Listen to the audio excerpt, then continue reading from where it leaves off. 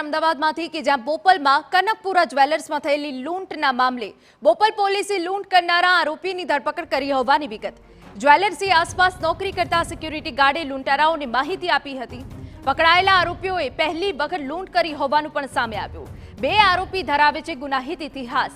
બોપલ પોલીસે વધુ તપાસ હાથ ધરી છે, પરંતુ જે વિગતો સામે આવી રહી છે કે સિક્યુરિટી ગાર્ડે લૂંટારાઓને માહિતી આપી હતી અને આ જે બે આરોપી છે તે ગુનાહિત ઇતિહાસ પણ ધરાવે છે, ત્યારે આ સમગ્ર મામલે હવે પોલીસ વધુ ભેદ ઉકેલી રહી છે. પરંતુ બોપલમાં કનકપુરા જ્વેલર્સમાં જે લૂંટ થઈ હતી તે મામલે ખુલાસા થયા છે. બોપલ પોલીસે લૂંટ કરનારા આરોપીની ધરપકડ કરી હોવાની વિગતો હાલ પ્રાપ્ત થઈ રહી છે. ધરપકડ જે આરોપીની કરવામાં આવી હતી તેમની પૂછપરછમાં સામે આવ્યું છે કે સિક્યુરિટી ગાર્ડે લૂંટારાઓને માહિતી આપી હતી અને આજે બે લૂંટારા છે ગુનાહિત ઇતિહાસ ધરાવતા છે. પોલીસ હવે આ મામલે વધુ તપાસ કરી રહી છે.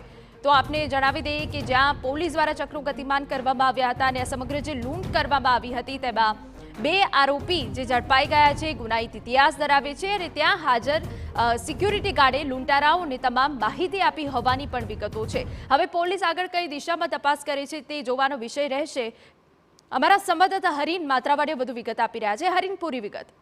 બિલકુલ, જે બોપલના કનકપુરા જ્વેલર્સમાં જે લૂંટ થયેલી હતી તેમાં પોલીસ દ્વારા અલગ અલગ ટીમો બનાવી અને અલગ અલગ રાજ્યોમાં જે રીતે લોકેશન અને સીસીટીવીના આધારે છે ટીમો રવાના કરવામાં આવી હતી ને તપાસ કરવામાં આવી હતી, જેના આધારે સામે આવ્યું છે કે જે જ્વેલર્સ જે કે જ્યાં લૂંટ થઈ હતી ત્યાં આજુબાજુમાં નોકરી કરતા સિક્યુરિટી ગાર્ડ છે તેના દ્વારા આખો પ્લાન બનાવવામાં આવ્યો હતો. તેના દ્વારા રેકી કરવામાં આવી હતી ને બહારથી જે અન્ય લૂંટ કરવા માટે જે લોકો છે તેને બોલાવવામાં આવ્યા હતા. એટલે કે હવે ઉત્તર પ્રદેશ અને અન્ય રાજ્યોમાં જ્યારે ટીમ ગઈ હતી ને પૂછપરછમાં સામે આવ્યું છે તો હવે અમુક જે આરોપીઓ છે તેની અટકાયત કરવામાં આવી છે, તેની પૂછપરછ કરવામાં આવી હતી ને સમગ્ર જે લૂંટનું જે કારસ્તાન રચવામાં આવ્યું હતું તેનો ભેદ ઉકેલાઈ ગયો છે ને અત્યાર સુધીમાં પોલીસે છે તે બે આરોપીની અટકાયત કરી લીધી છે. જો કે 10 જેટલા આરોપીઓ છે તેની પૂછપરછ કરવામાં આવી હતી અને તેમની પાસેથી જે માહિતીઓ મળી છે તેના આધારે પોલીસે આગળની કાર્યવાહી હાથ ધરી છે, જેમાંથી બે જે આરોપીઓ છે તે ગુનાહિત ઇતિહાસ ધરાવતા હોવાનું પણ સામે આવ્યું છે. જી બિલકુલ, આભાર હરીન. તો સિક્યુરિટી ગાર્ડે લૂંટારાઓને માહિતી આપી હતી તે દિશામાં પણ હવે પોલીસ આગામી સમયમાં તપાસ કરી શકે છે.